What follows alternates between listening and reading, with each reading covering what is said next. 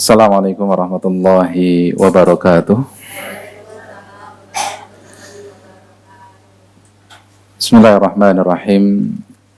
Alhamdulillahi ala ihsanih wa syukru lahu ala taufiqihi wa amtinani. Asyhadu an la ilaha illallah wahdahu la syarika lah ta'ziman li sya'nih. Wa asyhadu anna Muhammadan abduhu wa rasuluh al-hadi ila ridwani. Allahumma salli wa sallim ala nabina Muhammadin wa ala alihi wa sahbihi wa ikhwani. Ya ayyuhalladzina amanu taqullaha haqqa tuqatih wa la tamutunna illa wa antum muslimun. Ya ayyuhalladzina amanu taqullaha wa qulu qawlan sadida yuslih lakum a'malakum wa yaghfir lakum dhunubakum wa may yuti'illaha wa rasulahu faqad faza fawzan 'azima. Amma ba'd. Ma'asyiral muslimin, akhwat dan ummahat yang senantiasa dirahmati oleh Allah. Alhamdulillah, segala puji dan syukur kita panjatkan kepada Allah Subhanahu wa ta'ala atas segenap karunia dan nikmat yang telah Allah Subhanahu wa ta'ala anugerahkan kepada kita semua. Dan alhamdulillah, hari ini kita berada di tanggal berapa Syawal, ibu-ibu? 18 Syawal. Benar, 18 Syawal. Yang versi mana ini? Yang lebarannya hari Jumat atau hari Sabtu? Ya, hari Sabtu. Ya, alhamdulillah, pada hari ini kita berada di tanggal 18 di bulan Syawal. Artinya sudah 17 hari ya, kurang lebih. Kita ditinggalkan oleh bulan yang penuh dengan kemuliaan, bulan yang istimewa, bulan yang tidak akan tergantikan oleh bulan-bulan yang lainnya, sebagaimana yang disampaikan oleh Ibnu Rajab Al-Hambali rahimahullahu ta'ala, fakullu syahrin fa'asa an yakuna minhu khalafu wa amma syahru Ramadan famin aina lakum minhu khalafu. Setiap bulan, kalau bulan tersebut berlalu, maka akan datang bulan-bulan yang lain yang akan menggantikannya. Akan tetapi bulan Ramadan, apabila bulan Ramadan berlalu, maka tidak ada bulan-bulan lainnya yang setara, yang semisal, yang bisa menggantikan posisi daripada bulan Ramadan. Maka kita bersyukur kepada Allah Azza wa Jalla. Allah Subhanahu wa ta'ala pilih kita di antara sekian banyak umatnya untuk bisa dipertemukan dengan bulan Ramadan. Bahkan tidak hanya dipertemukan sehari dua hari, Allah Subhanahu wa ta'ala bahkan pertemukan kita 1 bulan penuh dengan bulan Ramadan. Maka ini tentunya adalah sebuah nikmat dan karunia dari Allah Subhanahu wa ta'ala yang patut untuk kita syukuri. Dan berlalunya bulan Ramadan tentunya hendaknya disikapi dengan cara yang benar. Dan salah satu sikap yang benar ketika berlalunya bulan Ramadan adalah mengisi setiap waktu dan hari-hari kita setelahnya, baik hari ini maupun di hari-hari yang akan datang, yaitu dengan memperbanyak doa kepada Allah Subhanahu wa ta'ala, agar Allah Subhanahu wa ta'ala menerima amal ibadah yang kita lakukan kepada Allah Subhanahu wa ta'ala di bulan Ramadan. Dan berdoa kepada Allah Azza wa Jalla agar Allah Subhanahu wa Ta'ala menerima amal ibadah kita. Ini adalah perbuatan yang juga dilakukan oleh Nabiullah Ibrahim alaihissalam, sebagaimana yang Allah sebutkan dalam Al-Quranul Karim, wa idh yarfa'u Ibrahimul qawa'ida minal baiti wa Ismail Rabbana taqabbal minna innaka antas sami'ul alim. Dan ingatlah tatkala Nabi Ibrahim dan Ismail selesai dari membangun pondasi-pondasi Ka'bah, maka Nabi Ibrahim berdoa kepada Allah Azza wa Jalla, ya Allah, ya Tuhan kami, terimalah amalan-amalan kami. Sesungguhnya Engkau adalah Zat yang Maha mendengar, lagi Maha mengetahui. Ada seorang ulama yang pernah membaca ayat ini. Beliau menangis, lalu kemudian sambil tersedu-sedu berkata, Khalilur Rahman, ya bani baitar Rahmani bi amrin minar Rahmani, wa huwa yakhafu alla yataqabbala minhu. Seorang kekasih Allah, yaitu Nabi Ibrahim alaihissalam, yang beliau membangun Ka'bah atas perintah dari Allah Azza wa Jalla, tapi beliau masih khawatir dan takut kalau amalan-amalan beliau tidak diterima oleh Allah Azza wa Jalla. Jadi kalau selevel Nabi Ibrahim saja masih khawatir amalan beliau tidak diterima, maka beliau berdoa kepada Allah Azza wa Jalla agar amalan-amalan beliau diterima. Maka bagaimana dengan kita semua? Maka hendaklah di antara doa yang hendaknya kita perbanyak di hari-hari yang akan datang adalah doa agar Allah Subhanahu wa Ta'ala menerima amal ibadah kita di bulan Ramadan.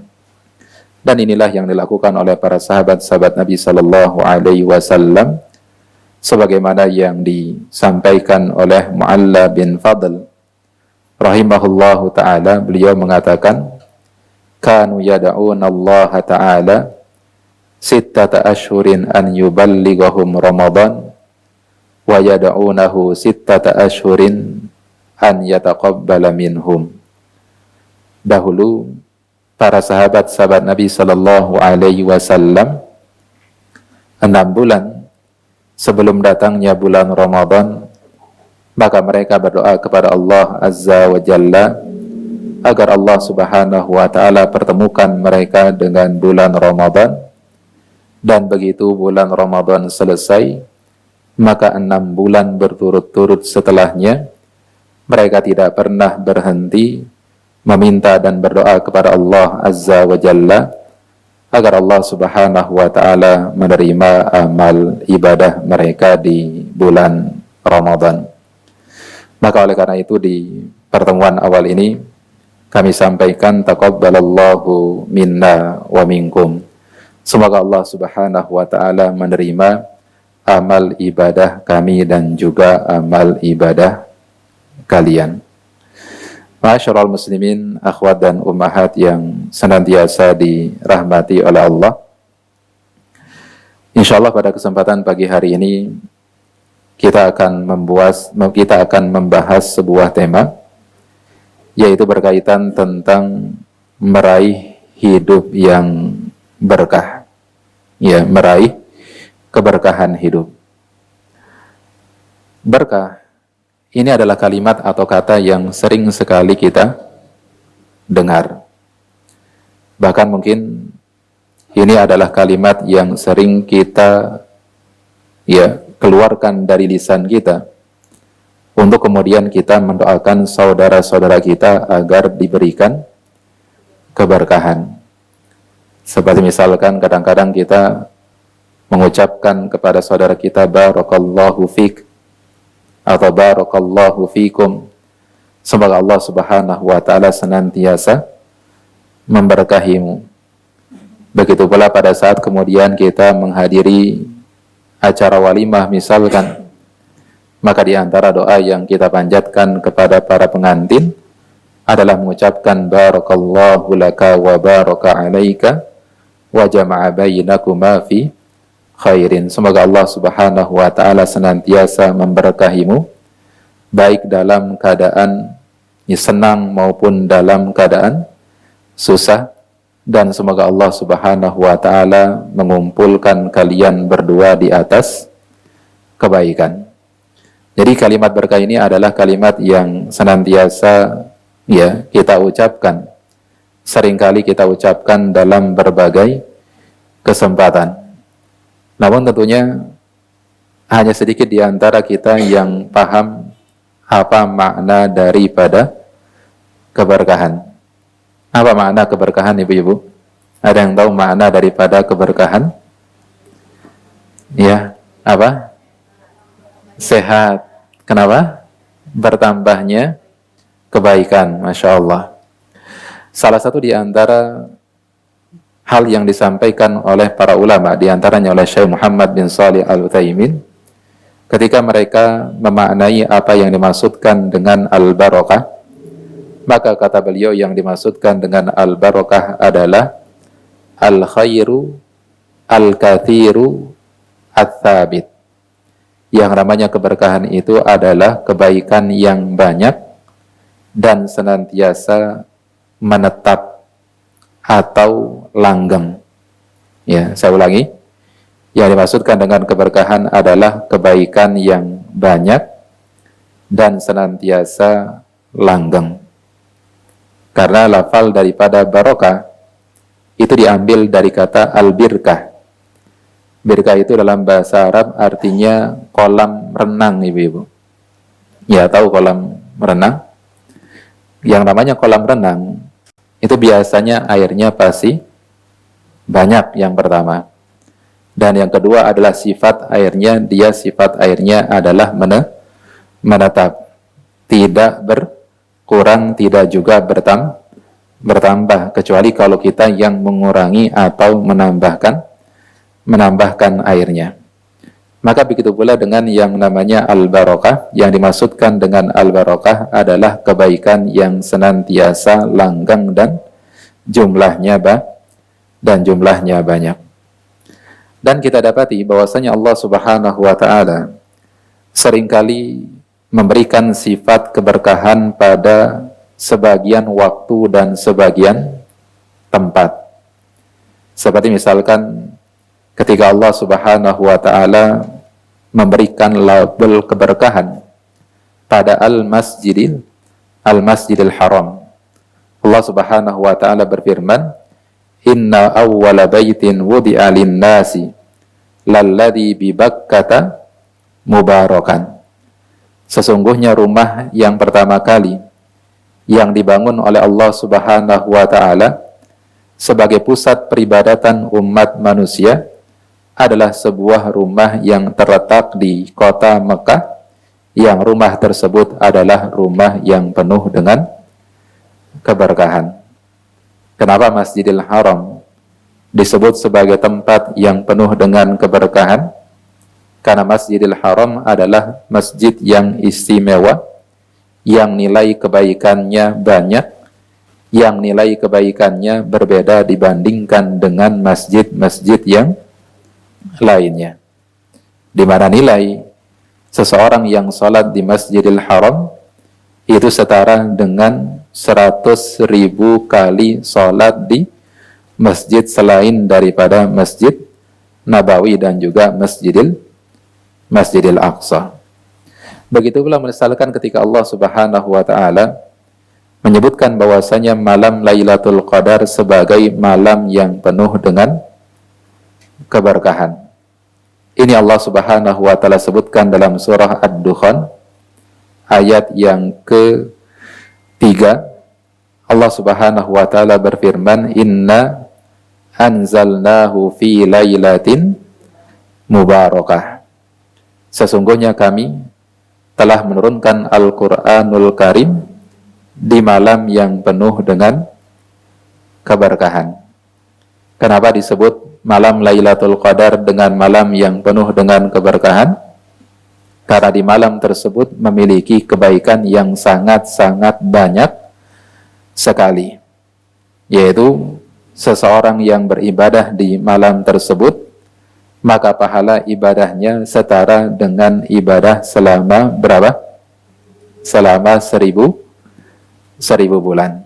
Ya, selama 1000 bulan. Ini yang kedua.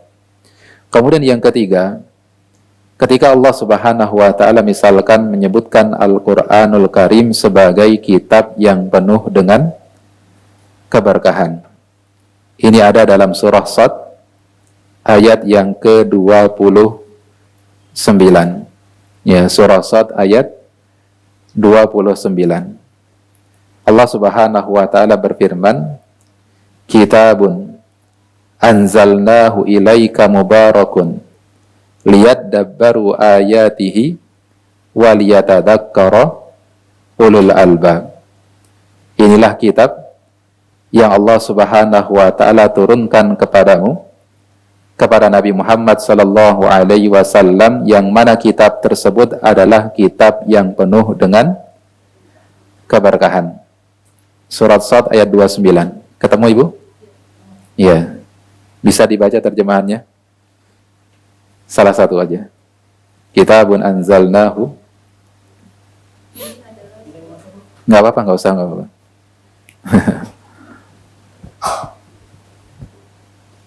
Ini adalah sebuah kitab yang kami turunkan kepadamu penuh dengan berkah, supaya mereka memperhatikan ayat-ayatnya dan supaya mendapatkan pelajaran orang-orang yang mempunyai pikiran. Iya.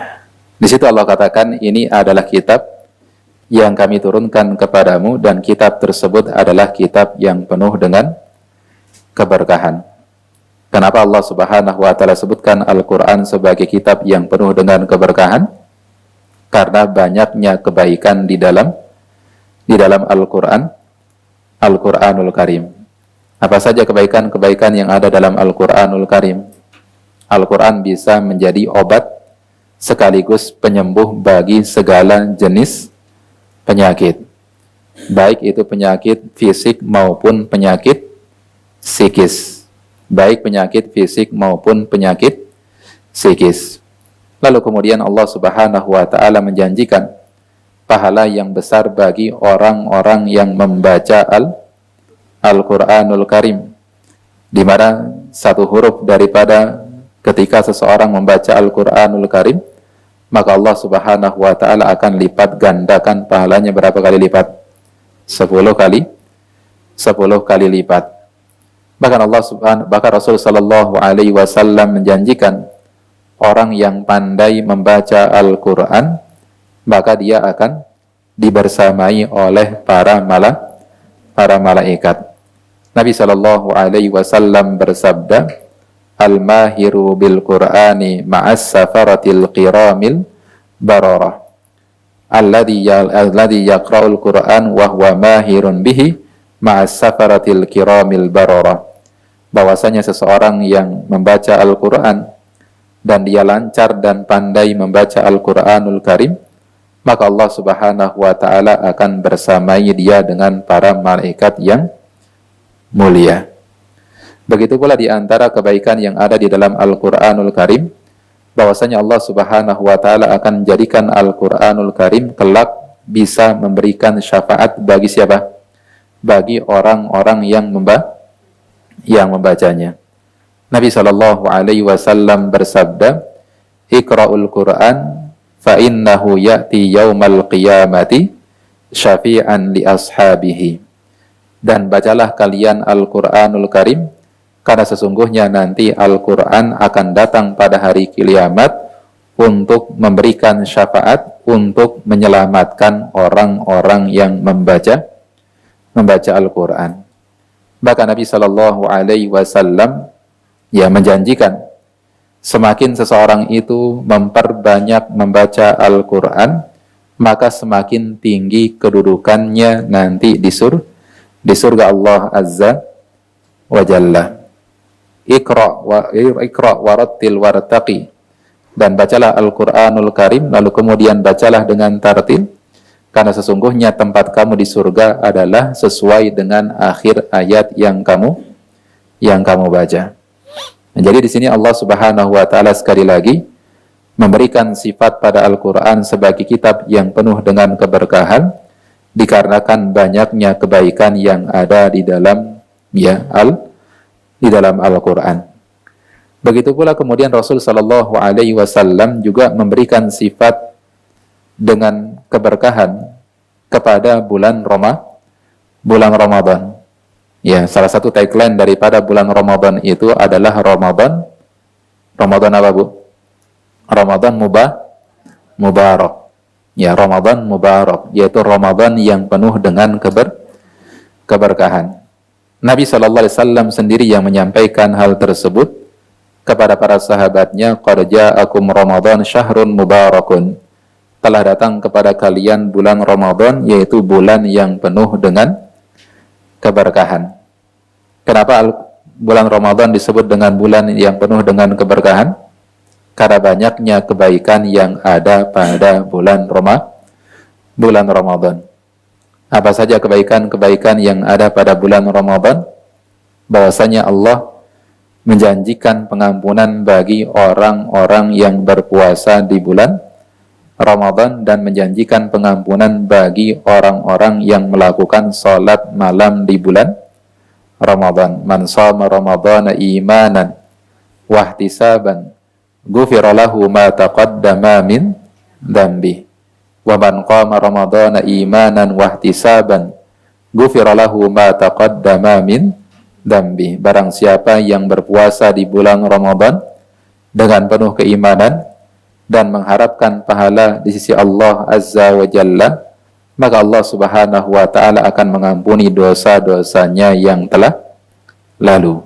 Dan barang siapa yang melakukan salat malam di bulan Ramadan, salat tarawih di bulan Ramadan dengan penuh keimanan dan mengharapkan pahala di sisi Allah Azza wa Jalla, maka Allah Subhanahu wa taala akan mengampuni dosa-dosanya yang telah lalu.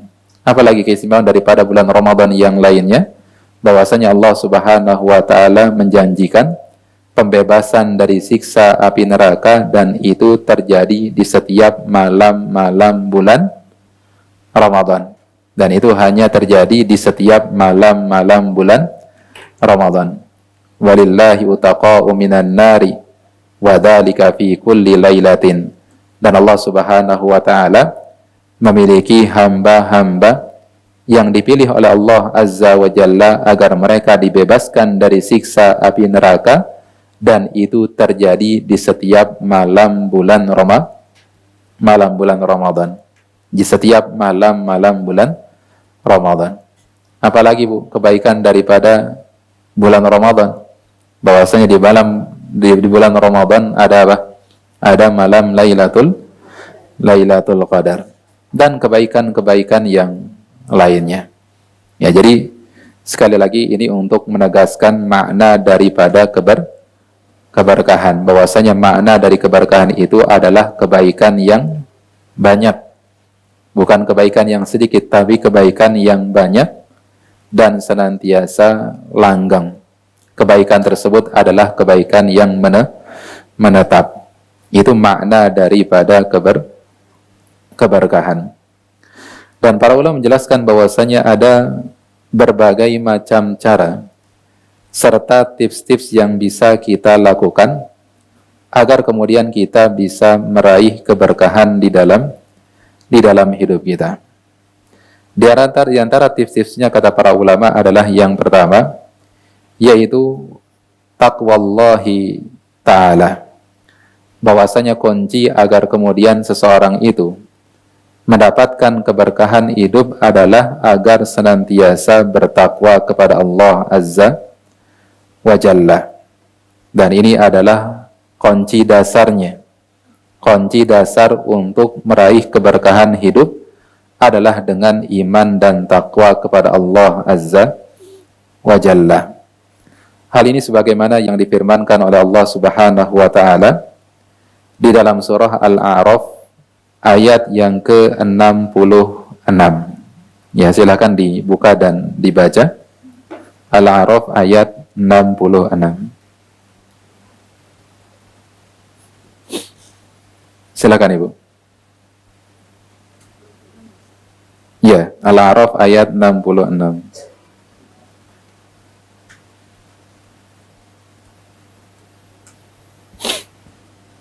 Kata Bu? Pemuka-pemuka yang kafir dari kaumnya berkata, sesungguhnya kami benar-benar memandang kamu dalam keadaan kurang akal, dan sesungguhnya kami menganggap kamu termasuk orang-orang yang berdusta. Al-A'raf. Benar itu Al-A'raf, Bu? Iya. Ini salah. Sebentar, saya pastikan dulu. 96, afwan, saya yang salah. 96 kebalik. 96. Al-A'raf 96. Yang walau anna ya. Ya, walau anna ahlal qura. Jikalau sekiranya penduduk negeri-negeri beriman dan bertakwa, pastilah kami akan melimpahkan kepada mereka berkah dari langit dan bumi. Tetapi mereka mendustakan ayat-ayat kami. Mendustakan ayat-ayat kami itu, maka kami siksa mereka disebabkan perbuatannya. Nah, ya, di sini Allah Subhanahu wa taala sampaikan kalau sekiranya penduduk negeri tersebut beriman dan bertakwa. Ini syarat mutlak daripada Allah Subhanahu wa taala memberikan keberkahan hidup bagi seseorang adalah ketika orang tersebut beriman dan bertakwa kepada Allah Azza wa Jalla. Artinya kalau orang nggak beriman, diberikan atau tidak keberkahan hidup? Tidak diberikan keberkahan hidup. Orang-orang kafir tidak diberikan keberkahan hidup. Dan kita jangan kemudian memandang bahwasanya yang namanya keberkahan itu selalu berkaitan dengan rizki yang banyak atau selalu berkaitan dengan umur yang panjang. Karena tidak menjamin ketika kemudian seseorang itu memiliki harta dan umur yang panjang, lalu kemudian ia hidup dalam kebahagiaan. Ya, dia hidup dalam kebahagiaan. Karena bisa jadi Allah Subhanahu wa taala memberikan umur yang panjang kepada orang-orang kafir bukan karena Allah sayang kepada mereka, tapi Allah ingin agar dosa-dosa mereka semakin bertambah bersamaan dengan pertambahan usia mereka. Allah Subhanahu wa taala berfirman, "Wala yahsabannal ladzina kafaru annama numli lahum ya khairun li anfusihim innama numli lahum liyazdadu isman." Ya. Itu di surah apa? Sebentar saya carikan biar ibu-ibu bisa baca. Di surah Ali Imran ayat 178. Dibuka, Bu. Ali Imran 178.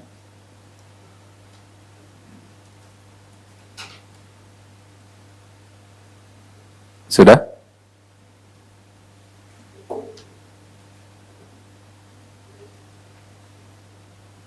Ali Imran 178.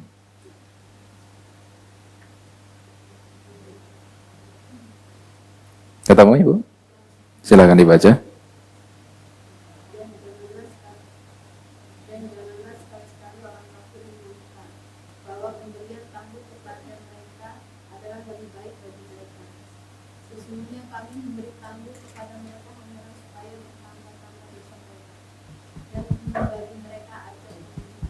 Nah, ya di situ Allah katakan bahwasanya janganlah orang-orang kafir menyangka ketika kemudian Allah tangguhkan ajal mereka, diberikan umur yang panjang itu adalah sesuatu yang baik bagi mereka. Tapi Allah Subhanahu wa taala tambahkan umur mereka agar kemudian ditambahkan juga dosa-dosa dan siksaan mereka nanti di hari kiamat. Nah, jadi tidak selalu sekali lagi yang namanya keberkahan hidup adalah ketika kemudian kita memiliki apa? Umur yang panjang atau memiliki harta yang banyak. Karena yang namanya keberkahan itu kadang-kadang jumlahnya sedikit tapi merasa apa? Merasa cukup dengan sesuatu yang sedikit tersebut. Atau umurnya pendek tapi bisa melakukan amalan-amalan melampaui dari orang-orang yang diberikan usia yang lebih panjang. Itulah makna daripada apa? Keberkahan. Makanya al khairu al kathir, ya adalah kebaikan yang banyak. Dan kebaikan yang banyak itu tidak selalu dalam umur dan harta yang banyak, tapi bagaimana agar harta yang sedikit tersebut benar-benar bisa mendatangkan banyak kebaikan. Jadi orang-orang kafir tidak akan diberikan keberkahan di dalam hidupnya. Hanya orang-orang yang beriman dan bertakwa kepada Allah Subhanahu wa taala jualah yang akan diberikan keberkahan oleh Allah Subhanahu wa taala. Ya, jadi ini tips yang pertama, agar kemudian hidup seseorang itu penuh dengan keberkahan, maka dia harus senantiasa beriman kepada Allah dan bertakwa kepada Allah Subhanahu wa taala. Ya, artinya kalau kemudian kita bermaksiat kepada Allah, maka bisa jadi Allah akan mencabut keberkahan hidup kita. Allah akan mencabut keberkahan hidup kita. Tapi semakin kita taat kepada Allah Azza wa Jalla, maka Allah Subhanahu wa taala akan semakin berikan keberkahan di dalam hidup kita. Ya, berikan keberkahan di dalam hidup kita. Dan ya subhanallah, ya para ulama-ulama terdahulu, mereka di bulan Ramadan yaitu mereka diberikan keberkahan hidup oleh Allah Azza wa Jalla, sehingga mereka benar-benar bisa maksimal beribadah di bulan Ramadan. Ya, makanya kenapa di antara mereka kita temukan riwayat ada yang bisa sampai menghatamkan Al-Quran ya berapa kali? Ya, berapa Bu? Ada yang 3 hari sekali hatam, bahkan ada yang setiap harinya 2 kali hatam, sebagaimana yang diriwayatkan dari Al-Imam Asy-Syafi'i dan juga ulama-ulama yang lainnya. Kenapa mereka bisa menghatamkan Al-Quran sekian kali selama bulan Ramadan, sedangkan kita nggak bisa? Padahal kita punya waktu yang sama dengan mereka. Sama-sama punya 1 kali 24 jam sehari. Sama-sama punya waktu 7 kali 24 jam 1 pekan. Sama-sama punya waktu 29 atau 30 kali 24 jam dalam satu bulan. Kenapa mereka bisa sedangkan kita enggak bisa? Kira-kira alasannya kenapa? Karena Allah Subhanahu wa taala berikan keberkahan umur pada mereka, keberkahan waktu kepada mereka disebabkan karena ketakwaan mereka kepada Allah Azza wa Jalla. Dan inilah yang disampaikan oleh sahabat Utsman bin Affan radhiyallahu taala anhu. Beliau mengatakan, "Lau tahurat qulubukum lama syabi'at min kalamillah." Kalau sekiranya hati-hati kalian itu bersih dari dosa dan maksiat kepada Allah Azza wa Jalla, maka kalian tidak akan pernah merasa bosan, tidak pernah merasa kenyang, tidak pernah merasa letih dari membaca firman-firman Allah Azza wa Jalla.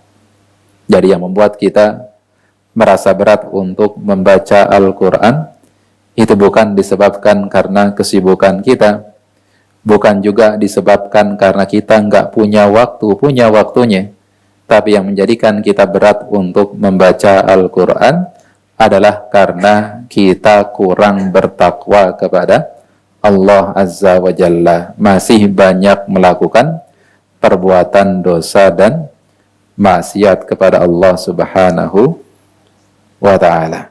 Ya, maka kalau kita sekali lagi ingin ya Allah Subhanahu wa ta'ala berkahi hidup kita, maka kunci yang pertama, pokok yang pertama adalah senantiasa hadirkan keimanan dan ketakwaan kepada Allah Subhanahu wa ta'ala. Kemudian ma'asyiral muslimin, akhwat dan ummahat yang senantiasa dirahmati oleh Allah. Kemudian tips yang kedua agar kemudian kita bisa meraih keberkahan hidup adalah dengan cara memperbanyak doa kepada Allah Azza wa Jalla agar Allah Subhanahu wa taala senantiasa berkahi hidup kita. Ya, agar Allah Subhanahu wa taala senantiasa berkahi hidup kita. Karena yang namanya keberkahan itu ada di tangan Allah.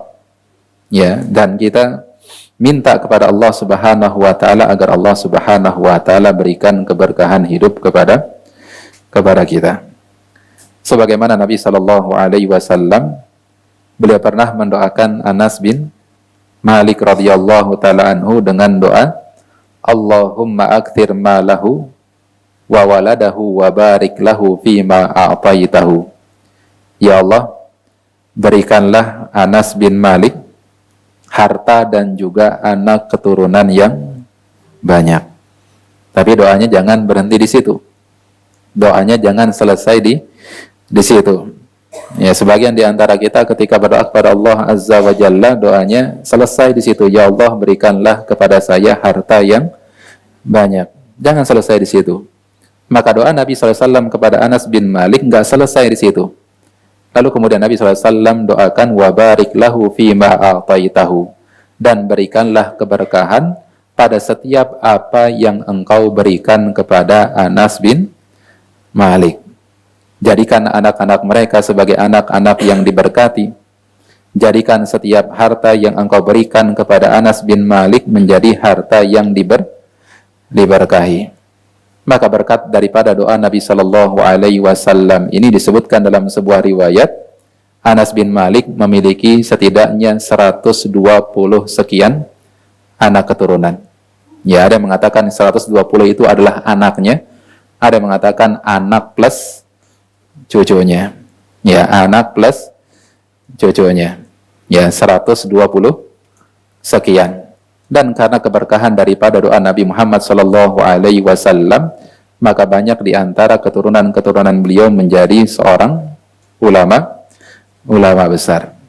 Dan kemudian Allah Subhanahu Wa Taala juga anugerahkan kepada beliau harta yang banyak, harta yang diberkahi oleh Allah Azza wa Jalla.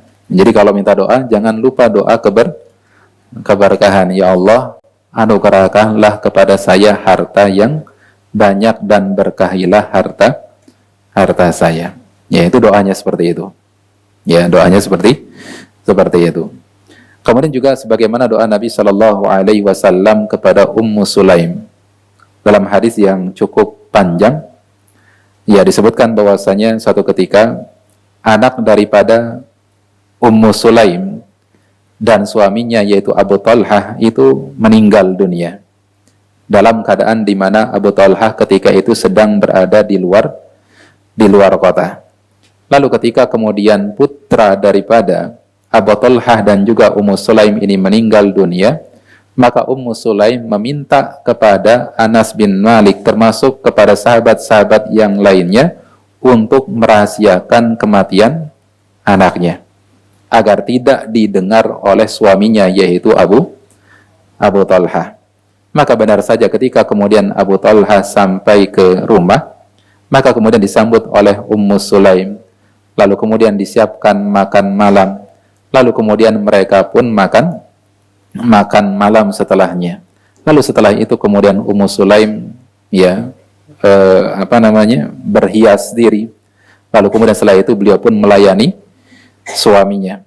Lalu baru kemudian setelah itu Ummu Sulaim berkata kepada Abu Talhah, wahai Abu Talhah, bagaimanakah kiranya kalau kemudian ada seseorang yang hendak mengambil barang yang kita pinjam, apakah kemudian sebaiknya kita kembalikan barang tersebut atau tidak? Maka kata Abu Talhah, ya kalau kita minjam sesuatu lalu kemudian orang yang punya barang minta dikembalikan barangnya, ya kita kembalikan barangnya.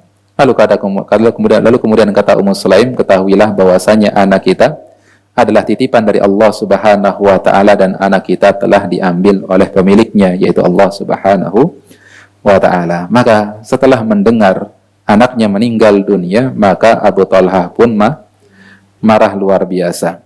Ya, marah luar biasa, lalu kemudian pergi meninggalkan Ummu Sulaim. Lalu kemudian Abu Talhah datang kepada Nabi Sallallahu Alaihi Wasallam dan menceritakan hal tersebut kepada Nabi Shallallahu Alaihi Wasallam.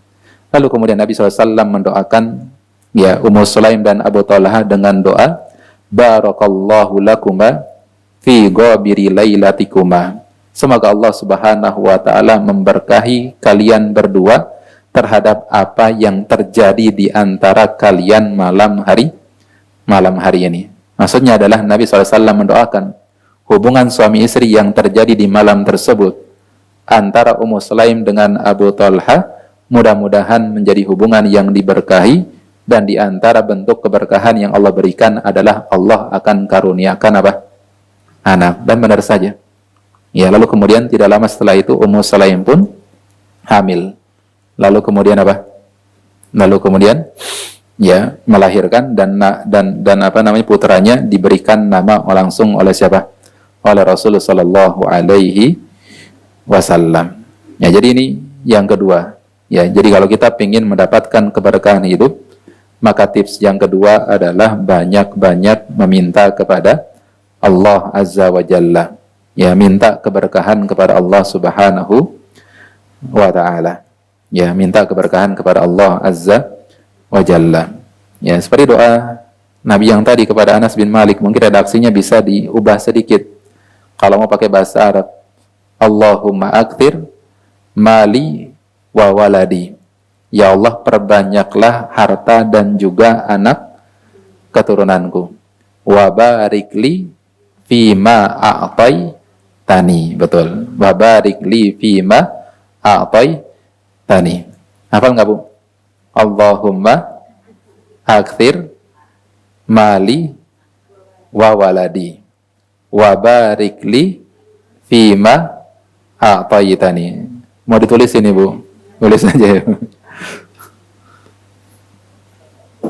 Atau kalau nggak bisa pakai bahasa Indonesia boleh. Ya Allah, anugerahkanlah kepadaku harta dan anak keturunan yang banyak dan berkahilah.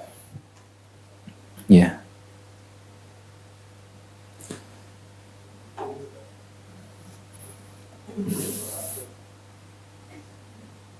Kalau yang bapak-bapak nanti ditambahin dan perbanyaklah. Jangan ya, jangan, oh jangan. Kalau banyak anak ya Allahumma akthir mali wa waladi.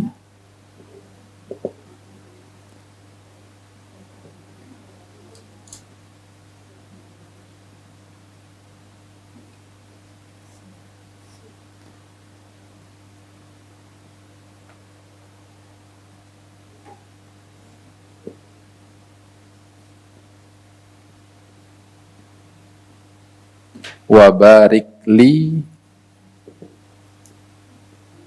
fima a'taitani.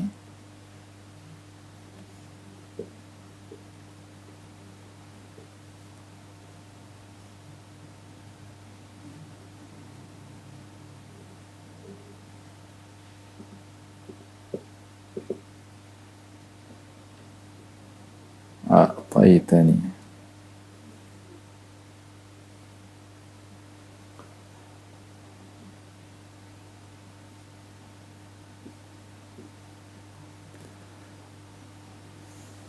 Allahumma akthir mali wa waladi wa barik li fima a'taitani.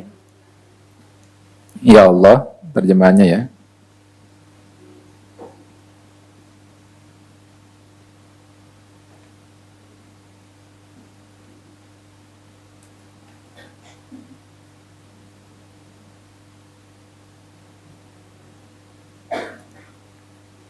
Ya Allah, anugerahkanlah kepadaku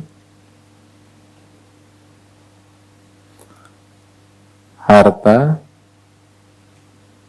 dan anak keturunan yang banyak.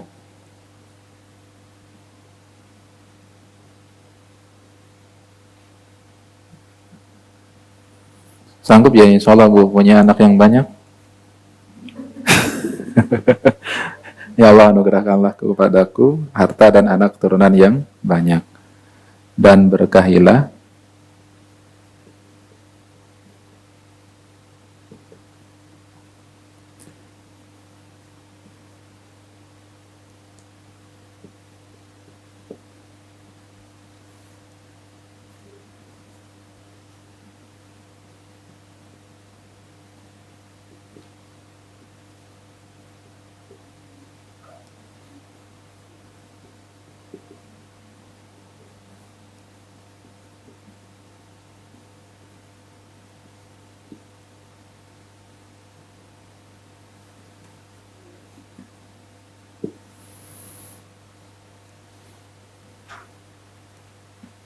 Allahumma akthir mali wa waladi wa barik li fima a'taitani. Ya Allah, anugerahkanlah kepadaku harta dan anak keturunan yang banyak, dan berkahilah pada setiap apa yang Engkau berikan kepadaku.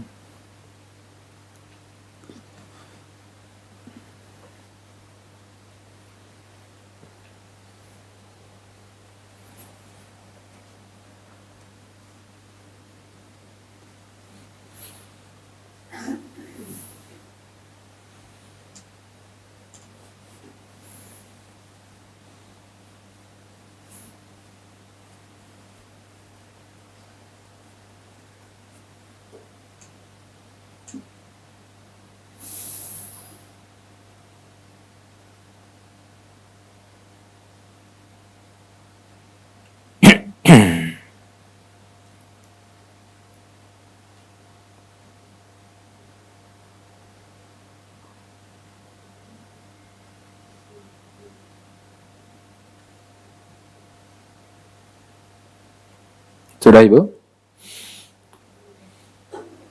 Allahumma akthir mali wa waladi wa barik li fima a'taitani. Ya. Itu kalau kita yang minta. Kalau kita mendoakan orang ya tinggal diganti Allahumma akthir malahu wa waladahu wa barik lahu fima a'taitahu. Ya. Jadi ini yang kedua sekali lagi, yaitu kita minta langsung kepada Allah Azza wa Jalla. Ya, dan akan lebih efektif lagi kalau kemudian kita termasuk di antara orang-orang yang didoakan oleh Nabi Sallallahu Alaihi Wasallam sebagai orang-orang yang diberkahi. Dan ini ada syaratnya. Dan ini poin yang ketiga, agar kemudian kita diberikan keberkahan hidup adalah kata kuncinya. Tips yang berikutnya adalah apa? Mengisi waktu pagi hari kita dengan hal-hal yang bermanfaat. Waktu bukur namanya. Waktu bukur itu adalah waktu mulai dari waktu subuh sampai dengan apa? Sampai waktu syuruk, sampai waktu duha, awal waktu duha. Itu namanya apa? Itu namanya waktu bukur. Dan Nabi SAW mendoakan ya kepada mereka-mereka yang melakukan aktivitas-aktivitas yang bermanfaat di waktu-waktu tersebut dengan doa keberkahan. Nabi SAW berdoa kepada Allah Azza wa Jalla, Allahumma barik li ummati fi bukuriha. Ya Allah, berikanlah keberkahan kepada umatku di waktu bukur. Ya, bukur di sini seringkali diterjemahkan dengan waktu pagi hari. Tapi kalau bahasa kita itu pagi hari itu terlalu umum. Ya, jam 7 pun masih pagi. Ya, jam 7 pun masih pagi. Ya. Sedangkan yang namanya bukur itu sekali lagi adalah mulai dari apa? Mulai dari waktu subuh sampai dengan waktu syuruk. Itu namanya waktu bukur. Makanya ini adalah waktu yang spesial, waktu yang berharga, waktu emasnya umat Islam. Makanya para ulama itu sangat-sangat membenci orang-orang yang kemudian tidur di waktu tersebut. Karena kalau kita lalai di waktu tersebut, maka kita tidak termasuk bagian dari yang didoakan oleh Nabi Sallallahu Alaihi Wasallam dengan keberkahan. Ya, dengan keberkahan. Dan ini adalah sesuatu yang mujarrab. Mujarrab itu artinya sesuatu yang bisa dibuktikan. Karena ini adalah sesuatu yang diamalkan dan juga langsung ditestimonikan oleh sahabat yang meriwayatkan hadis ini. Sahabat yang meriwayatkan hadis ini namanya Sakhar bin Wada'ah Al-Ghamidi radhiyallahu taala anhu. Dia menceritakan bahwasanya Nabi SAW berdoa kepada Allah, ya Allah berikanlah keberkahan kepada umatku di waktu pagi harinya. Kemudian beliau setelah itu menjelaskan, dan Nabi SAW ketika kemudian beliau hendak mengutus atau melepaskan pasukannya untuk berperang, maka Nabi biasanya melepaskan pasukannya di waktu bukur tadi. Begitu selesai sholat subuh langsung dilepaskan pasukan untuk berperang. yang itu menjadi sebab Nabi SAW mendapatkan banyak kemenangan dalam peperangan-peperangannya. Lalu kemudian kata, ya, Sakhar bin Wada'ah, beliau melakukan testimoni tersendiri. Beliau mengatakan bahwasanya beliau adalah sosok atau seorang pedagang, seorang pebisnis yang biasanya di waktu bukur itulah beliau kemudian keluar untuk mulai berdagang, yang dengannya Allah Subhanahu wa taala kemudian ya jadikan beliau menjadi sosok yang kaya raya dan memiliki harta yang banyak. Ini waktu waktu bukur. Ya, kalau dalam bahasa orang tua kita zaman dulu, nanti rizkinya nanti makannya dipatok ayam. Mungkin maksudnya adalah hilang keberkahannya. Ya, maka inilah waktu-waktu yang berharga bagi seorang muslim. Dan ini harus menjadi kebiasaan kita bahwasanya pada saat kemudian di pagi hari usahakan ya kita sudah mulai beraktivitas dengan aktivitas yang bermanfaat. Ya, mulai dari setelah subuh, tidak tidur, ya, sampai dengan waktu waktu syuruk. Kalau misalkan kita merasa capek, merasa lelah, merasa ngantuk, dan lain sebagainya, sebaiknya ditahan sampai kapan? Sampai sudah melewati waktu syuruk. Ya, sudah melewati waktu syuruk. Ya, ini biasanya kalau ibu-ibu insya Allah pada rajin semua insya Allah. Ya, insya Allah ya ibu-ibu ya. Ibu-ibu bahkan sebelum subuh pun sudah bangun biasanya. Ya, biasanya sudah bangun. Ya. Nah, ya karena kan ibu-ibu ya harus bangun sebelum subuh, belum nanti bangunin anaknya, belum nyiapin sarapannya, belum mandiin anaknya. Ya, yang sering kelewat ini bapak-bapak karena bapak-bapak menganggap ya nanti tugasnya hanya nganterin anak sekolah aja, jadi bisa leha-leha.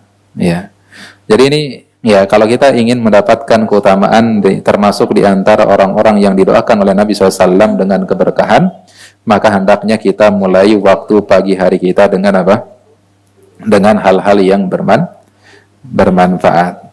Ya, makanya kalau kita ngikutin sunnah-sunnah daripada dzikir itu sebenarnya nggak ada waktu bagi kita untuk untuk berleha-leha di waktu-waktu tersebut. Kalau kita misalkan sholat subuh, setelah sholat subuh diisi dengan dzikir, setelah sholat, lalu setelahnya diisi dengan dzikir pagi dan petang, lalu setelah itu diisi dengan ya tilawah Al-Quran atau dengan dzikir-dzikir yang lainnya. Nah, ini yang ketiga ya, ibu-ibu yang dirahmati oleh Allah Subhanahu wa taala. Kemudian yang keempat di antara hal-hal yang bisa mendatangkan keberkahan hidup adalah dengan menyambung tali silaturahim. Ya, menyambung tali silaturahim. Dan ini adalah momen yang tepat. Ya, bulan Syawal ini adalah momen yang tepat untuk menyambung tali silaturahim. Dan ingat, yang namanya menyambung tali silaturahim itu tidak hanya sebatas kemudian kita mengunjungi orang yang mengunjungi kita terlebih dahulu. Tapi yang namanya menyambung tali silaturahim adalah bagaimana kita tetap menyambung tali silaturahim meskipun kepada orang-orang yang memutuskan tali silaturahim dengan kita. Itulah hakikat daripada menyambung tali silaturahim. Makanya kata Nabi SAW, laisal wasilu bil mukafi. Enggak sama antara orang yang nyambung silaturahim dengan yang namanya mukafi. Mukafi itu apa? Orang yang baru ziarah ke rumah saudaranya kalau dia diziarahi terlebih dahulu. Baru berbuat baik kepada keluarganya kalau dia dibaikin lebih dulu. Baru ngirim makanan ke saudaranya kalau saudaranya ngirim makanan lebih dulu. Itu namanya mukafi. Tapi yang namanya wasil kata Nabi sallallahu alaihi wasallam, walakinnal wasil alladhi idza quti'at rahimuhu wasalaha. Yang namanya orang yang menyambung tali silaturahim adalah mereka-mereka yang kalau diputuskan tali silaturahim maka dia tetap menyambungnya. Yang namanya juga menyambung, Ibu. Yang namanya nyambung itu pasti putus dulu kan?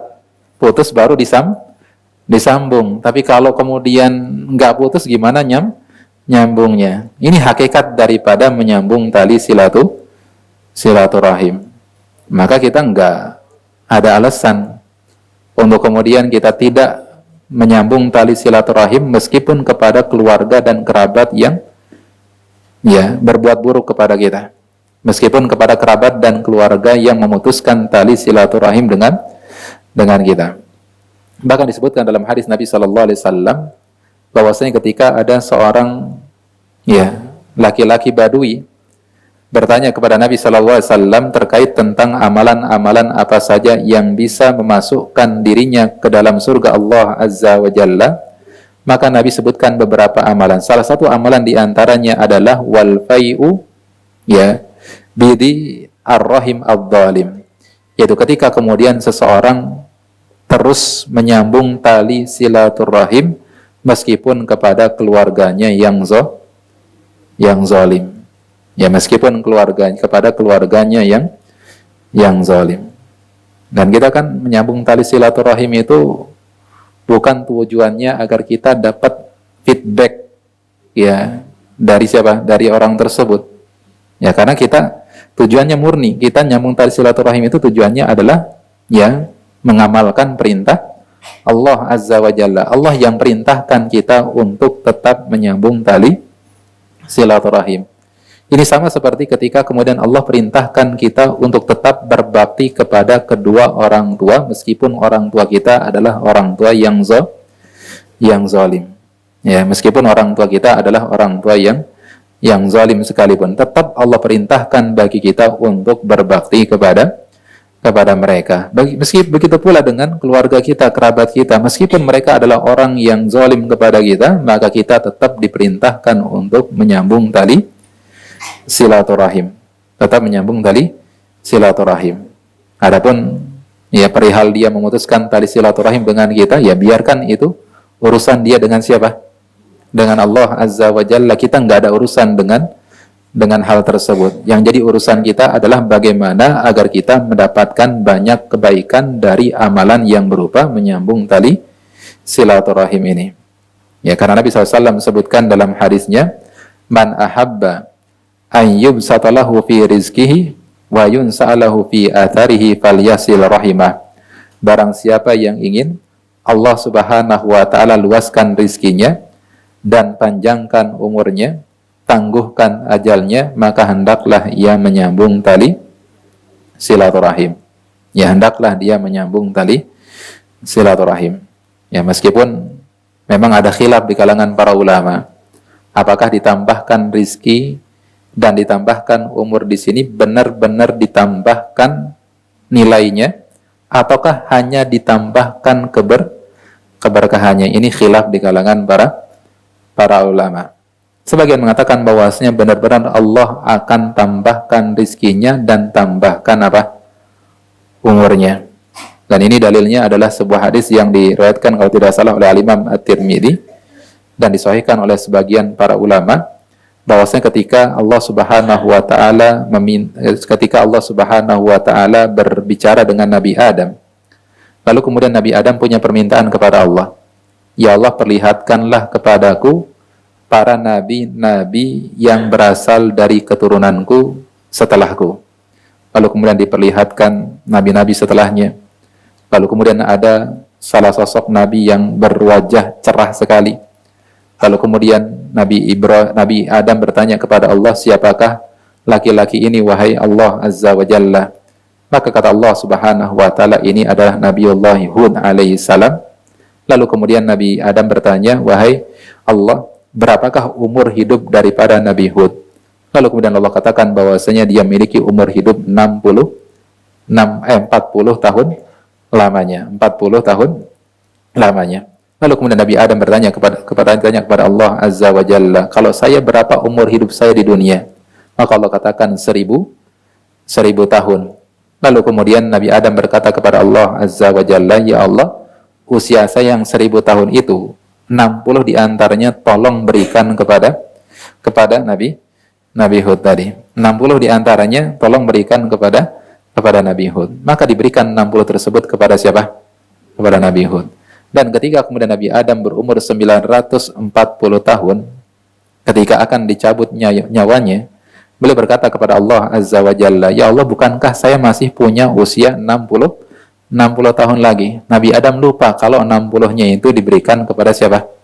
Kepada Nabi Hud. Ya. Maka kata Rasulullah SAW, Nabi Adam lupa, maka anak keturunan juga jadi pelupa juga. Ya, jadi pelupa juga. Ya, maka Allah tambahkan umur Nabi Hud, lalu kemudian Allah kurangi ya umur dari siapa? Nabi Adam. Ya, ada riwayat yang lain menyatakan bahwasanya Allah berikan dua-duanya. Bahwasanya Allah tetap tambahkan umur Nabi Hud, tapi Nabi Adam tetap kemudian tidak dikurangi umurnya, tetap berumur 1000 tahun lamanya. Ala kullin, ini sekali lagi adalah hal yang diperselisihkan oleh para ulama. Apakah kemudian benar-benar ditambahkan umurnya, ditambahkan rizkinya, ataukah hanya ditambah keberkahannya? Adapun umurnya dan nilai rizkinya tetap sama. Ya. Nah, tetap sama. Dan di antara dalil yang juga digunakan ya bagi yang merajihkan pendapat benar-benar ditambahkan umur dan rizkinya, ya meskipun namanya umur dan rizki itu telah ditetapkan. Ya, di antara penjelasan sebagaimana dijelaskan oleh Syekhul Islam Ibnu Taimiyah, bahwasanya yang namanya ajal itu ada yang namanya ajal mutlak dan ajal yang muqayyad.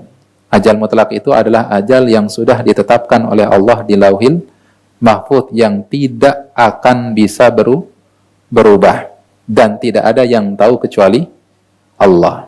Tapi ada ajal yang muqayyad yang bisa berubah, ya, dan perubahan daripada ajal ini tidak akan bertentangan dengan ajal yang mutlak yang telah ditetapkan oleh Allah di Lauhil Mahfuz, yaitu ajal yang ditetapkan dan dicatat oleh malaikat ketika manusia berada di rahim ibunya, di mana Allah perintahkan kepada para malaikat untuk mencatat 4 hal. Salah duanya adalah ditetapkan ajalnya dan juga ditetapkan rizkinya. Maka kata para ulama, ya, apa yang ditetapkan oleh malaikat ini, ditulis oleh malaikat ini masih bisa berubah, tapi perubahannya tidak akan kemudian menyelisih sebagaimana yang telah ditetapkan oleh Allah di mana? Di Lauhil Mahfuz. Ya, jadi benar-benar akan ditambah. Kalau ada pertanyaan, kata para ulama, ada si fulan yang rajin silaturahim, tapi ternyata mati muda. Ya, mati muda. Maka gimana jawabannya? Kalau misalkan dia tidak menyambung tali silaturahim, bisa jadi umurnya lebih muda lagi, lebih pendek lagi. Tapi Allah tambahkan ya sesuai dengan Sesuai dengan kadar bagaimana dia menyambung tali silaturahim. Ya, jadi sekali lagi ini memang khilaf di kalangan para ulama. Ya, jadi kalaupun kemudian tidak benar-benar ditambahkan ya nilai umur dan nilai rizkinya, maka Allah jadikan umur dan rizkinya menjadi umur dan rizki yang diberkahi oleh Allah Subhanahu wa ta'ala. Nah, dan Nabi SAW memberikan ancaman yang luar biasa kepada orang-orang yang memutuskan tali silaturahim. Ya, sampai kata Nabi, la yadkhulul jannata qati'un. Tidak akan masuk ke dalam surga orang yang memutuskan tali silaturahim. Dan ingat Ibu, kalau bilang silaturahim itu berarti apa? Hanya dengan keluarga dan kerabat saja. Bukan dengan teman, bukan dengan tetangga, bukan dengan ya yang lainnya. Yang masuk kategori silaturahim adalah mereka-mereka yang termasuk bagian dari kerabat kita. Makanya Nabi mendorong kita untuk mempelajari dan mengetahui nasab kita, garis keturunan kita. Kata Nabi SAW, ta'allamu min ansabikum tasilu bihi arhamukum. Hendaklah kalian pelajari garis-garis keturunan kalian, keluarga-keluarga kalian, kerabat-kerabat kalian, yang dengannya kalian bisa menyambung tali silaturahim. Makanya perlu itu tuh, silsilah keluarga itu penting. Biar kita tahu siapa saja keluarga dan kerabat kita. Tujuannya agar kita bisa menyambung tali silaturahim itu tujuannya. Ya, biar kita bisa nyambung tali silaturahim. Ya, sebagian orang ada yang salah dalam memprioritaskan kebaikan. Sebagian orang ada yang luar biasa baiknya sama orang lain, tapi apa? Tapi sama keluarga, ya nggak baik, ya. Atau kemudian ketika berbuat baik yang dia prioritaskan orang lain lebih dulu dibandingkan dengan berbuat baik kepada keluarga dan kerabatnya. Padahal Allah Azza wa Jalla katakan wabil walidaini ihsanan wabidil qurba wal yatama wal masakin. Dan hendaklah kalian berbuat baik kepada yang diprioritaskan lebih dulu yang disebutkan oleh Allah. Siapa yang paling berhak untuk kita berbuat baik kepada mereka? Ya tentunya adalah kedua orang tua kita. Baru setelah itu kerabat kata Allah. Baru setelah itu yatim, lalu kemudian orang-orang miskin. Ada sebagian orang yang loncat. Ya baiknya luar biasa kepada anak yatim. Perhatiannya luar biasa kepada orang-orang miskin. Tapi apa?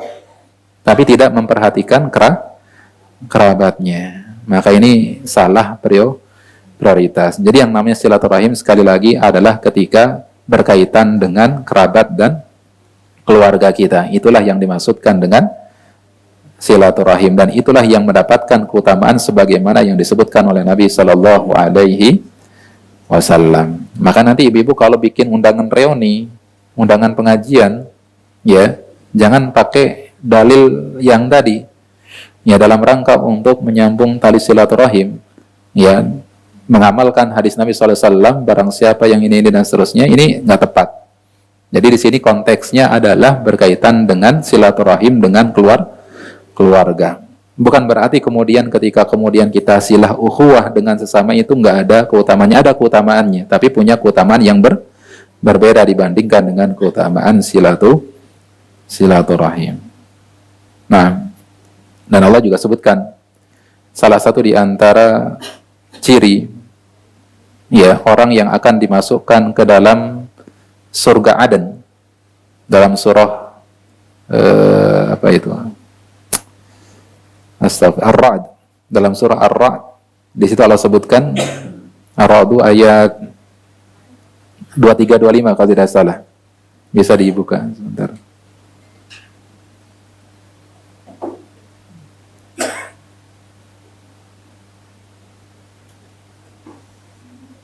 Ya, maaf. Ar-Ra'd 21 dari 21, maaf. Dari 21 sampai 23 berarti. Ketemu Ibu? Ar-Ra'd 21 sampai 23. Bisa dibaca, silakan dibaca Ibu. Dan orang-orang yang menghubungkan apa-apa yang Allah perintahkan supaya dihubungkan, dan mereka takut kepada Tuhannya dan takut kepada hisab yang buruk. Dan orang-orang yang sabar karena mencari keridhaan Tuhannya, mendirikan salat dan menafkahkan sebagian rezeki yang kami berikan kepada mereka, secara sembunyi atau terang-terangan, serta menolak kejahatan dengan kebaikan. Orang-orang itulah yang mendapat tempat kesudahan yang baik, yaitu surga Aden yang mereka masuk ke dalamnya bersama-sama dengan orang-orang yang soleh dari bapak-bapaknya, istri-istrinya, dan anak cucunya. Sedang malaikat-malaikat masuk di tempat-tempat mereka dari semua pintu. Iya. Jadi salah satu di antara kriteria orang yang akan dimasukkan oleh Allah ke surga Aden, lalu dikumpulkan bersama dengan ya istrinya, dengan orang tuanya, dengan anak keturunannya, salah satu di antara kriterianya, ciri-cirinya adalah alladzina yasiluna ma amarallahu bihi an yusal. Itu orang-orang yang menyambung silaturahim yang diperintahkan oleh siapa? Oleh Allah Azza wa Jalla. Karena menyambung di situ kata para ulama ahli tafsir adalah menyambung tali silaturahim. Ya, menyambung tali silaturahim. Mereka akan dimasukkan ke dalam surga Aden, lalu dikumpulkan bersama dengan seluruh keluarga mereka yang soleh. Jadi ini ya luar biasa sekali lagi terkait tentang keutamaan menyambung tali silaturahim. Selain akan mendatangkan keberkahan dalam hidup seseorang, juga bisa menyebabkan seseorang itu dimasukkan oleh Allah Azza wa Jalla ke dalam surga Aden dan dikumpulkan bersama dengan keluarganya. Nah, Masyarul muslimin, akhwat dan ummahat yang senantiasa dirahmati oleh Allah. Dan ada tips-tips yang lainnya, amalan-amalan yang lainnya, diantaranya ya bersikap jujur dan amanah pada saat melakukan transaksi jual beli. Ya, pada saat melakukan transaksi jual beli. Sebagaimana sabda Nabi sallallahu alaihi wasallam, al-bai'ani bil khiyari ma lam yatafarraqa.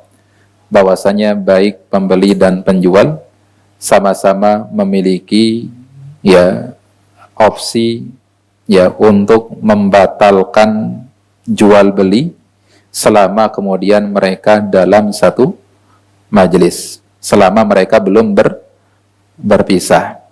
Fa in sadaqa wa bayyana, kalau dua-duanya jujur, pembelinya jujur, lalu kemudian penjualnya juga jujur, lalu dua-duanya sama-sama transparan, burika lahuma fi bai'ihima, maka Allah akan berkahi transaksi jual beli mereka.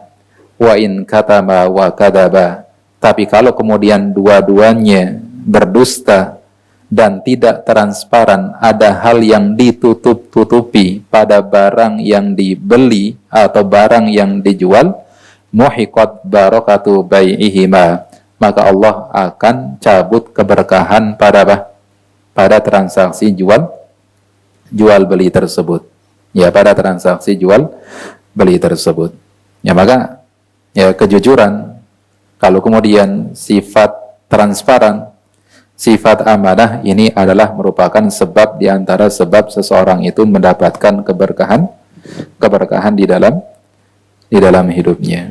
Ya, makanya kalau ibu-ibu misalkan mau jual sesuatu, kalau memang dalam barang yang kita jual tersebut ada aibnya, ada kekurangannya, maka itu disampaikan, jangan disembunyikan. Ya, jangan disembunyikan, disampaikan. Kalau ada minusnya, kalau ada kekurangannya, maka disampaikan. Jangan justru disembunyikan, apalagi sampai dipoles, apalagi kemudian diklaim ini ya barangnya masih mulus. Ya, padahal sudah tidak mulus. Maka ini harus benar-benar transparan agar kemudian Allah Subhanahu wa taala berikan keberkahan.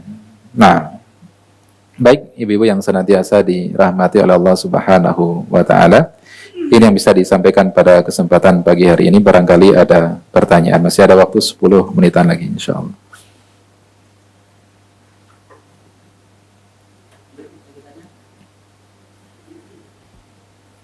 Assalamualaikum Ustaz. Waalaikumsalam warahmatullahi. Itu gimana Ustaz ya kalau misalnya kayak bapak saya kan mualaf. Nah, Jadi adik-adiknya itu kan masih agama yang Nasrani gitu Ustaz. yeah. Jadi itu gimana kita tetap bersilaturahmi gitu Ustaz? Iya.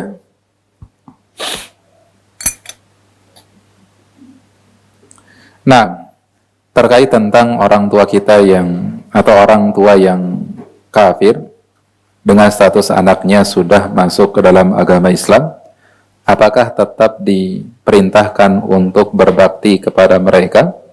Maka jawabannya adalah tetap diperintahkan untuk berbakti kepada mereka. Allah Subhanahu wa taala yang merintahkan kita secara langsung, wa sahibuhuma fid dunya ma'rufa, dan tetaplah pergaulilah kedua orang tuamu yang kafir dengan cara yang baik. Artinya tetap kemudian kita diperintahkan untuk berbakti kepada kedua orang tua, meskipun sekali lagi orang tua kita telah kafir atau orang tua kita belum masuk ke dalam agama Islam, kecuali kalau perintah-perintahnya tersebut adalah perintah-perintah dalam perkara maksiat kepada Allah. Kalau perintahnya adalah perintah yang dalam perkara maksiat kepada Allah, maka kita tidak boleh untuk mentaatinya, itu nggak boleh. Tapi kalau selain dalam perintah yang tidak berkaitan dengan dengan syariat atau dalam perkara-perkara duniawi, maka tetap diperintahkan bagi kita untuk mentaati perintah mereka. Ya, wasahibuhuma fid dunya ma'rufa. Atau di ayat yang sebelumnya, wa in jahadaka litusyrika bi ma laisa laka bihi ilmun fala tuti'huma wa sahibhuma fid dunya ma'rufa. Kalau kemudian kedua orang tuamu memerintahkan kamu untuk berbuat kesyirikan kepadaku, kepada Allah Azza wa Jalla, maka jangan taati perintah mereka, tapi tetap pergauli mereka dengan apa? Dengan baik. Ya, sebagaimana ada seorang sahabat yang ketika beliau masuk ke dalam agama Islam, ibunya mogok makan. Lalu kemudian ibunya berkata, saya tidak akan makan sampai kamu keluar dari agama Islam. Maka apa kata sahabat ini, wahai ummi, ya sekiranya engkau memiliki 100 nyawa, lalu kemudian satu persatu nyawamu tersebut hilang, aku tidak akan pernah meninggalkan agama ini. Ya, artinya dalam perkara perintah dalam maksiat kepada Allah, maka tidak wajib untuk ditaati. Tapi kalau dalam perintah yang tidak maksiat kepada Allah, maka kita diwajibkan untuk mentaati perintah orang tua kita, meskipun orang tua kita apa? Orang tua kita kafir. Ya, ini sekaligus jadi dalil. Ya, kalau orang tua yang berbeda keyakinan saja, kita tetap diperintahkan oleh Allah untuk berbakti kepada mereka, apalagi kalau orang tua kita adalah seorang muslim. Bukankah kezaliman yang paling besar itu adalah kesyirikan kepada Allah? Tapi Allah tetap perintahkan kita untuk berbuat baik dan berbakti kepada orang tua kita yang kafir. Maka bagaimanakah kiranya kalau orang tua kita adalah orang tua yang muslim? Meskipun dia zalim, maka tetap kita berkewajiban untuk apa? Berbakti kepada mereka. Karena kita berbakti sama orang tua itu bukan hanya semata-mata untuk balas jasa, sekali lagi, tapi dalam rangka untuk menjalankan perintah Allah. Ya, dalam rangka menjalankan perintah Allah. Dan sezalim-zalimnya orang tua, mereka punya apa? Punya jasa kepada kita. Mereka adalah sebab kita bisa lahir ke dunia ini. Makanya Ibnu Umar suatu ketika pernah didatangi oleh seorang laki-laki yang beliau membawa ibunya untuk berhaji atau berumrah. Lalu ketika kemudian tawaf, dia bopong ibunya mengelilingi Ka'bah, tawaf nih Ka'bah, dia bopong ibunya. Lalu setelah itu kemudian kata laki-laki ini bertanya kepada Ibnu Umar, wahai Ibnu Umar, dengan apa yang sudah saya lakukan kepada ibu saya, apakah itu sudah cukup untuk membalas jasa-jasa ibu saya? Maka kata Ibnu Umar radhiyallahu taala anhu, beliau mengatakan, la walau bizafratin wahidah. Semua apa yang telah kamu lakukan kepada ibumu tersebut tidak bisa membalas kebaikan ibumu meskipun satu tarikan nafas yang dia keluarkan pada saat melahirkanmu. Ya. Ibu ketika ngelahirin berapa kali nafasnya, Ibu? Tarik nafasnya berkali-kali. Ya, nah, paling enggak sezalim-zalimnya orang tua, ya sekali lagi dia pernah berjuang luar biasa untuk melahirkan kita. Meskipun mungkin setelah dilahirkan kita dibuang dan lain sebagainya, ya, tetap kita berkewajiban untuk berbakti kepada mereka. Wallahu a'lam. Ustadz, kalau misalnya saudaranya itu beda keyakinan, apakah itu masih termasuk yang silaturahim tadi, berbeda keyakinan? Apakah kita harus menyambung juga? Masih, ya menyambung juga, Ibu. Masih jadi selama memang statusnya kerabat, ya, masih entah ya, selama mereka adalah keluarga kita, kerabat kita, meskipun berbeda keyakinan, tetap diperintahkan untuk menyambung tali silaturahim. silaturahim. Itu berlaku juga berarti ya? Betul, berlaku juga. Terima kasih.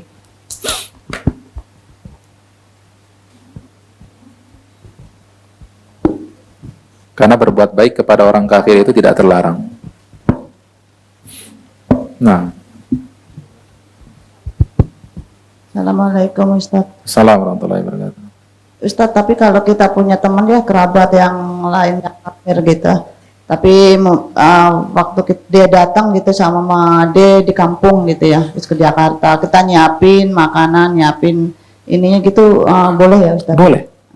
Jadi menghormatin itu. Ya betul, berbuat baik kepada orang-orang kafir itu diperbolehkan selama orang kafirnya adalah orang kafir yang tidak memerangi kita dan tidak mengusir kita dari tempat tinggal kita. Allah katakan, la yanhakumullahu 'anil ladzina lam yuqatilukum wa lam yukhrijukum min diyarikum an tabarruhum wa tuqsitu ilaihim.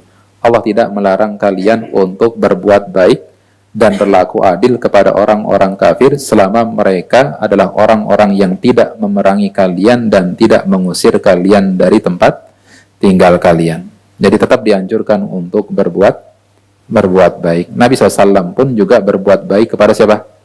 Kepada keluarga beliau, meskipun keluarga beliau ada yang kafir misalkan. Bahkan kepada tetangga-tetangga beliau yang kafir pun juga Nabi SAW tetap berbuat baik kepada mereka. Jadi tetap dianjurkan. Nah, ngasih hadiah boleh, ngasih makanan boleh.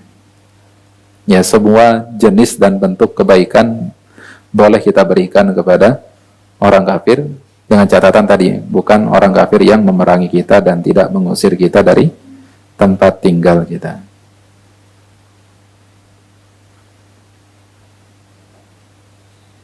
Baik, ada lagi, Bu?